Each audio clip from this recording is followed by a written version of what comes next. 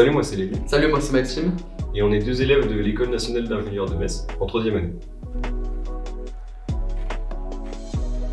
Alors moi j'étais un ancien STI 2D et j'ai rejoint l'ENIM car j'aimais bien la mécanique.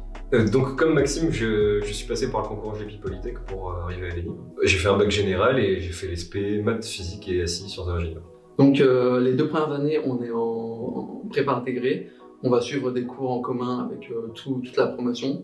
Donc la 3e année, c'est une année encore de tronc commun. Et à partir de la 4e année, c'est le moment où on va commencer à choisir nos spécialités. Donc la spécialité que j'aimerais faire, que je pense faire en 4e année, ce serait sûrement améliorer et produire.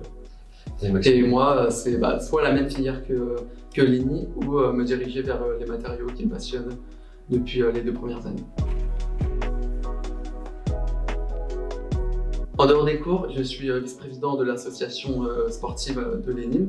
Donc mon rôle, c'est d'organiser des événements sportifs avec tous les élèves de l'école et aussi les autres écoles de Metz ou de Nancy. Et c'est d'encadrer les horaires sportifs de chaque sport. Donc on a des sports collectifs, le volley, le rugby, le handball. Et on a tous les sports individuels comme l'escalade, la natation. Et on peut développer ces sports par la demande des élèves. En dehors des cours, je fais aussi partie de l'association sportive et du CRENIM. Donc le CRENIM, c'est l'association robotique de l'ENIM. Donc l'objectif du CRENIM cette année, c'est de participer à la Coupe du Monde de robotique de France. Léni et moi, et ainsi qu'un ami à nous, nous avons un centre d'intérêt commun, c'est l'entrepreneuriat. Donc nous faisons partie d'un organisme qui s'appelle le PIL, donc c'est le pôle entrepreneuriat étudiant de Lorraine.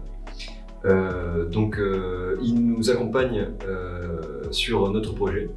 Ils nous mettent en contact avec des entreprises qui sont directement en lien avec notre projet. Notre projet, c'est de faire du beurre clarifié. Et l'idée, à long terme, ça serait de potentiellement développer le marché qui existe très peu. Et voir notre produit apparaître dans les magasins spécialisés. J'ai eu la chance en école d'ingénieur de partir à l'étranger. Personnellement, je suis parti 6 mois au Canada en lien directement avec mes études. C'était dans un laboratoire de recherche relié directement à une université canadienne, McMaster. Et donc j'ai appris à usiner, à faire des recherches sur les matériaux et surtout communiquer avec des Anglais tout au long de mon voyage. Donc cette expérience m'a énormément aidé de 1 pour mon niveau d'anglais et de 2 pour l'expérience personnelle. Venant de STI 2D, j'ai eu des petites difficultés par rapport aux matières scientifiques, surtout les maths et la mécanique. Mais ce que j'ai remarqué, c'est qu'au 2e semestre, j'ai grandement rattrapé le niveau des autres élèves qui étaient, eux, en voie générale. Donc ça m'a énormément soulagé pour la suite de mes études. Donc si j'ai un petit conseil à donner aux élèves STI 2D qui veulent venir en école d'ingénieur, n'ayez pas peur, il y a plein d'aides possibles. Personnellement, dans mon école, j'ai eu des soutiens pour les matières scientifiques, donc foncez en école d'ingénieur. Pour être ingénieur, les qualités à développer en particulier, c'est sûrement l'organisation. Notre qualité, le travail d'équipe. Tout au long de nos études, on va travailler avec des camarades qu'on ne connaît pas au départ et ça va vraiment renforcer cette qualité de travail en équipe. Je pense aussi qu'il faut être curieux. Plus on est curieux, plus ça permet de booster notre créativité et c'est ce dont on a besoin pour innover. Même si on a un niveau qu'on peut considérer moyen, le plus important c'est d'être motivé par ce qu'on apprend et aimer les matières scientifiques. En école d'ingénieur, on nous propose des travaux pratiques ainsi que des projets qui vont nous permettre de devenir des ingénieurs polyvalents dans les futurs secteurs. Alors par exemple, comme travaux pratiques, on a l'usinage, la soudure ou la robotique. Et chaque école d'ingénieur aura ses propres matières et ses propres travaux pratiques. Ma journée type à l'ENIM, donc je me réveille à 6 h. Je me prépare, je prends le bus, parce qu'on a un bus qui relie directement du centre-ville jusqu'à l'école, donc environ 40 minutes de bus. Donc j'arrive à 7h30 à l'ENIM et je commence les cours à 7h45, donc ça me laisse 15 minutes pour bien me préparer pour la journée. Donc après, j'enchaîne par des cours. Si on prend cet exemple d'aujourd'hui, j'ai eu cours de mathématiques. ainsi que 2 heures de temps libre qui me permet de travailler mes contrôles. Pendant l'intercours, je suis donc allé à la BU, donc la bibliothèque universitaire, où je suis allé voir les revues qu'il y avait à disposition. Donc après les cours que j'ai eu le matin, je vais au restaurant universitaire le midi avec mes amis jusqu'à 13h30.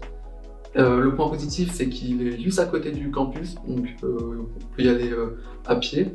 Donc cet après-midi, j'ai travaillé sur le projet Cranium, où mon objectif, c'était de faire une pince préhensible pour attraper des conserves que je puisse adapter sur le robot qui va faire le France de robotique. Donc cet après-midi, j'ai fait un TP robotique qui a duré 4 heures. Le but du TP, c'était surtout d'apprendre à prendre en main les bras robotiques, comprendre comment ils bougent, comment ils se déplacent dans l'espace. Et un autre exemple, hier, j'ai réalisé un TP de soudure. On a appris sur différents moyens de soudure, comment souder, comment régler la machine. Et ça permet vraiment de découvrir des domaines que peu de gens peuvent découvrir.